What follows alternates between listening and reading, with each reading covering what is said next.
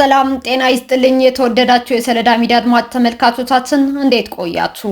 ለዕለቱ መራርጠን ወደ እናንተ ለማድረስ ያዘጋጀናቸው አዳዲስ ትኩስና ወቅታዊ መረጃዎችን ይዘን ቀርበናል። መረጃዎቻችን እየተከታተላችሁ እስከ ፕሮግራማችን ፍጻሜ ከኛ ጋር እንድትቆዩ ከወዲሁ በታላቅ አክብሮት ጋብዛለሁኝ።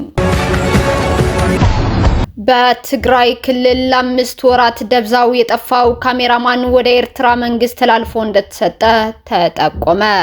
በትግራይ ክልል የዛሬ 5 ወር አካባቢ ነሐሴ 4 2017 ዓ.ም ከምሽቱ 4 ሰዓት የስራ ላፕቶፕ ይዤ ወደ ቤት እየመጣሁኝ ነው በማለት ለሚስቱ ከደወለላት በኋላ ደብዛው የጠፋው የፊላሪ ፕሮዳክሽን ባለቤትና ካሜራማን የሆነው ወጣት ፊልሞን ገብረ ሕይወት በህወሓት ቡድን ተላልፎ ወደ ኤርትራ መንግስት እንደተሰጠና በአሁኑ ሰዓት በኤርትራ እስር ቤት እንደሚገኝ ተጠቁሟል።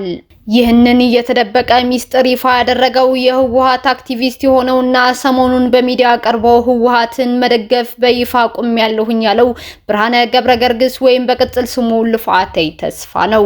ብርሃነ ገብረገርግስ ወይም ልፍዓተይ ተስፋ በማህበራዊ የትስስር ገጹ በጻፈው ጽሑፍ ላይ ህወሓትን በመቃወም የሚታወቁት የአርሚ 15 አዛዡ ጀነራል ጉዑሽ ገብረና ሌሎች ፖለቲከኞች ከካሜራማኑ ጋር ተላልፈው ለኤርትራ መንግስት ሊሰጡ እንደነበር የጠቆመ ሲሆን ጀነራል ገብረዴላ ጉዳዩን ስለተቃወመው ካሜራማኑ ወጣት ፊልሞን ገብረ ሕይወት ብቻ ተላልፎ ለሻዕቢያ መንግስት እንደተሰጠ ይፋ አድርጓል። የህወሓት ቡድን በዚህ 5 ቀን ከሻዕቢያ ጋር ተነጋግሮ ካሜራማኑ ወደ ሀገሩ በነፃ የማይመልሰው ከሆነ ያሳሰሩት አካላት ይፋ እንደሚያደርግም አክቲቪስቱ አስጠንቅቋል።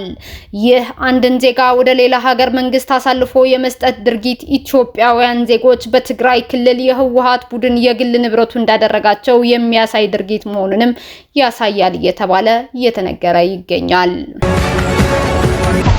ብልጽግና ፓርቲ የባህር በር ጥያቄያችን እየተሳካ ያለ የመላው ኢትዮጵያውያን ጥያቄ ነው ሲል ሳምንታዊ መልእክቱን አስተላለፈ። ብልጽግና ፓርቲ በዛሬው ዕለት ታህሳስ 27 2018 ዓ.ም የኢትዮጵያ የባህር በር ባለቤትነትና አጠቃላይ የባህር በር ጉዳይን በተመለከተ ሳምንታዊ መልእክቱን በአማርኛና በእንግሊዘኛ ቋንቋ አስተላልፏል። ሙሉ መልእክቱን እንደሚከተለው ወደ እናንተም ይቀርባል። የባህር በር ጥያቄያችን እየተሳካ ያለ የመላው ኢትዮጵያውያን ጥያቄ ነው። የባህር በር ጉዳይ የኢትዮጵያ ቁልፍ ብሔራዊ ጥቅምና የዘመናት የትግል ምክንያት ሆኖ የቆየ አጀንዳ ነው። ኢትዮጵያ በአፈጣጠሯና በረጅም ታሪኳ የባህር በር ባለቤት ሆና የኖረች ታላቅ ሀገር ነች። ሀገረ መንግስቷም በየጊዜው እየሰፋ የመጣ የመሬትና ተፈጥሯዊ የባህር ግዛትና ሀብት ባለቤት በመሆን ከተለያዩ ስልጣኔዎችና መንግስታት ጋር ዓለም አቀፍ ግንኙነት መመስረት የቻለ ጠንካራና ገናና ሀገረ መንግስት ነው። ከዚህ የኢትዮጵያ ቁመና መስተካከል ያቃታቸው አያሌ ጠላቶች ግዛቷና ሀብቷ በማሳጣት ሊያደህየዋትና እንዳሻቸው ሊፈነጩባት ሲቋምጡም ኖረዋል።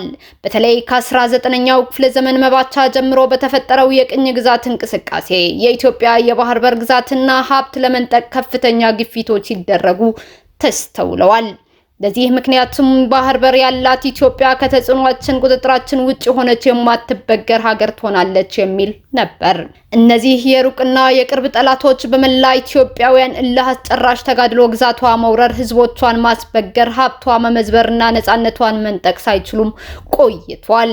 ሆኖም ግን ቅጥረኞችና የውስጥ ባንዳዎችን በመጠቀም ከ100 ዓመት በላይ ባሴሩት ሴራ ምክንያት ለጊዜውም ቢሆን ባህር በር አልባ እንድትሆን ማድረግ ተሳክቶላቸው ቆይቷል። በዚህ ምክንያትም ላለፉት 30 ዓመታት ኢትዮጵያ የባህር በር አልባና የሌሎች ጎረቤት ሀገራት ጥገኛ ሆና እንድትቆይ ተደርጋለች። ይህ ሁኔታ ለማስቀጠልም የኢትዮጵያ ተፈጥሯዊና ታሪካዊ የባህር በር መብት ባልተለመደ መልኩ ለማናናስና ለመድፈቅ ሲሞከርም ቆይቷል። በህዝብ ገፊነትና በአመራር ሳቢነት የሆነው ሀገራዊ ለውጥ ካነገባቸው ፍትሃዊ አጀንዳዎች የባህር በር ጥያቄ አንዱና ዋነኛው መሆኑ ይታወቃል። መላ ኢትዮጵያውያን ሀገራቸው ባህር በር አልባን የሆነችበትን ሴራ አልንቀበልም በማለት አጀንዳውን በአደባባይ በማቀንቀን ሲታገሉም ቆይተዋል። የሀገራዊ ለውጡ አመራርም ከጅምሩ በዲፕሎማሲና በሰጥቶ መቀበል መርህ ጥያቄው ሰላማዊ ምላሽ እንዲያገኝ ሲጥርም ቆይቷል። በተለይ በክቡር ጠቅላይ ሚኒስትራችን ዶክተር አብይ አህመድ ግንባር ቀደምና ቆራጥ መሪነት ከኤርትራ ጋር የነበረው የሰላም ችግር በመፍታት በጋራ ተጠቃሚነት መርህ ኢትዮጵያ ዘላቂና አስተማማኝ የባህር በር እንዲኖራት ለማስቻል ከፍተኛ ስራ ተሰርቷል።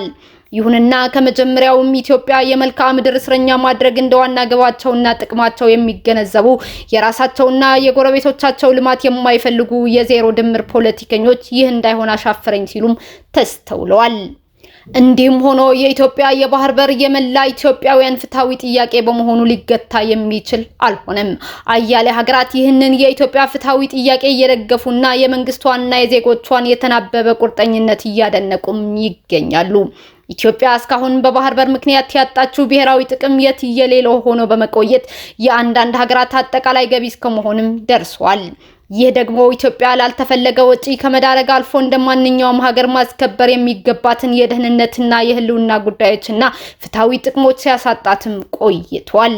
የኢትዮጵያ ባህር በር ባለቤትነት ለራሷ ለጎረቤት ሀገራትና ለቀጠናው እንዲሁም ለዓለም ጠቃሚ ነው። አስተማማኝና ዘላቂ የባህር በር ያላት ኢትዮጵያ የተቀላጠፈ ንግድ፣ የሚደጋገፍ ኢኮኖሚ፣ ሌሎች የጋራ ብሔራዊ ጥቅሞችን ለማሳካትም ያስችላል። ይህም ከድህነት የተላቀቀች ሰላምና መረጋጋት ያላት ሀገር በመፍጠር ለቀጠናውና ለዓለም ትልቅ አስተዋጽኦም ያበረክታል። አሁን የደረስንበት የዓለም አሰራርና አስተሳሰብም ይህንኑ ራዕይ የሚደግፍ ነው።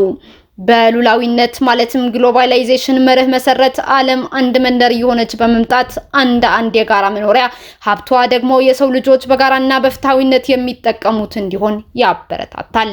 ኢትዮጵያም ይህንኑ ዓለም የሚደግፈውና የሚገብረው አሰራር በመተግበር የባህር በር ፍላጎቷ በሚገባት ልክ በዓለም መድረክ አቅርባ እያሳካችውም ትገኛለች።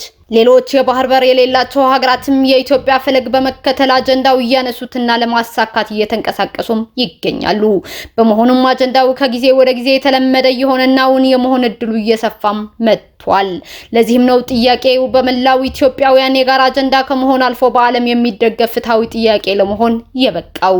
ይህም ኢትዮጵያ በታሪኳ በምትታወቅበት የጋራ ተጠቃሚነትና የፍትሃዊነት መርህ የራሷ ብሔራዊ ጥቅም ማስከበር ብቻ ሳይሆን ዓለም ለሁሉም ፍትሃዊ እንድትሆን ተጽዕኖ እያሳደረም ይገኛል። ስለሆነም ሁሉም ኢትዮጵያዊ በዚህ የታሪክ ጥፋት ላይ አሻራውን በደማቅ ቀለም ለመጻፍ ጥረቱን አጠናክሮ መቀጠል አለበት። ለትውልድ ምንዳ እንጂ ዕዳና ውርስም ባልነው መሰረት የትውልዱ ኃላፊነታችን እስከ መጨረሻ ግቡ ለማድረስ እንትጋ። ያ ለሀገሩ የባህር በር መልሶ ያስገኛ አርበኛ፣ የብሔራዊ ጥቅምና የዓለም ፍትሃዊነት ዘበኛ፣ ቆራጥ ሀገር ወዳድና ሰብአዊ ትውልድ ተብለን ለመዘከር ከምንጊዜውም በላይ አጀንዳችንን በባለቤትነት አጥብቀን ይዘን በጋራና በምላት እናሳካው። ብልጽግና ፓርቲ ታህሳስ 27 2018 ዓ.ም። የሶማሊያ ልዩ ኃይል 15 የአልሸባብ ታጣቂዎችን መደምሰሱ ተገለጸ። የሶማሊያ ልዩ ኃይል በደቡብ ሶማሊያ በምሽት ባደረገው የተሳካ ዘመቻ 15 የአልሸባብ ታጣቂዎችን መግደሉንና 8 ታጣቂዎችን በቁጥጥር ስር ማዋሉን የሀገሪቱ መከላከያ ሚኒስቴር ትናንትና አስታውቋል። የሶማሊያ መከላከያ ባለስልጣናት የተፈጸመው ጥቃት እያደገ የመጣውን የሶማሊያ ወታደራዊ ተደራሽነትና የኢንተለጀንስ አቅምን አጉልቶ ያሳያል ብለዋል። የሶማሊያ መንግስት የአልሸባብ ኔትወርኮችን ለመበጣጠስና በመላ ሀገሪቱ ዘለቄታዊ ጸጥታን መረጋጋትን ለማስፈን ያለውን ቁርጠኝነትም ገልጿል። ሶማሌላንድ አሜሪካ በቬንዙዌላ ላይ የወሰደችውን እርምጃ ደገፈች። ራሷን ከሶማሊያ ነጥላ ነጻ ሀገርነቷን ያወጀችው ሶማሌላንድ አሜሪካ በቬንዙዌላ ላይ የወሰደችውን ወታደራዊ እርምጃ ደግፋለች። የውጭ ጉዳይ መስሪያ ቤቷ እሁድ ዕለት ባወጣው መግለጫ የአሜሪካንን እርምጃ በደቡብ አሜሪካዊቷ ሀገር ውስጥ ዲሞክራሲያዊ አስተዳደርና የህግ የበላይነትን ለመመለስ የሚደረግ ዓለም አቀፋዊ ጥረት አካል አድርጋ አቅርባዋለች።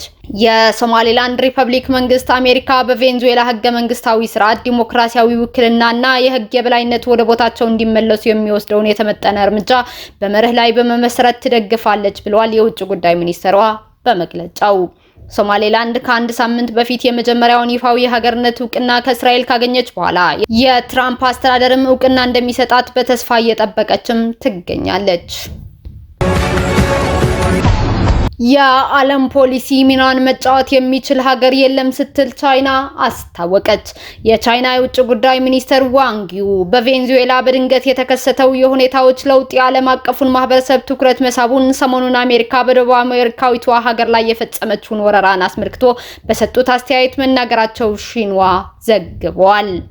ዋንጊው ቻይና የትኛውም ሀገር የዓለም ፖሊሲ ሚና ሊጫወት ይችላል ብላ በፍጹም አታምንም፣ እንዲሁም የትኛውም ሀገር ራሱን እንደ ዓለም አቀፍ ዳኛ አድርጎ እንዲሰይም አንስማማም ሲሉ አጽንኦት ሰጥተዋል። ከፍተኛው የቻይና ዲፕሎማት አክለውም የሁሉም ሀገራት ሉዓላዊነትና ደህንነት በዓለም አቀፍ ሕግ ሙሉ በሙሉ ሊጠበቅ እንደሚገባም ገልጸዋል። ቻይና ሁልጊዜም የኃይል አጠቃቀምን ወይም የዛቻ ሙከራን እንዲሁም የአንድ ሀገር ፍላጎት በሌላ ሀገር ላይ ለመጫን የሚደረገው ጥረት እንደምትቃወም ዋንግ ዩ አረጋግጠዋል በማለት ተዘግቧል። እስካሁን አብራችሁን ከኛ ጋር ስለነበራችሁ እያመሰገንኩኝ በሌሎች መረጃዎች እስክንመለስ እንደተለመደው የሶለዳ ሚዲያ ቤተሰብ በመሆን ላይክ፣ ሼር፣ ሰብስክራይብ ማድረጋችሁን አትርሱ። አዳዲስ ትኩስና ወቅታዊ መረጃዎቻችን በቶሎ እንዲደርሷችሁ የደወል ምልክቷን ይጫኑ። ስኬት፣ ድልና ሰላም ለኢትዮጵያውያን። ሶለዳ ሚዲያ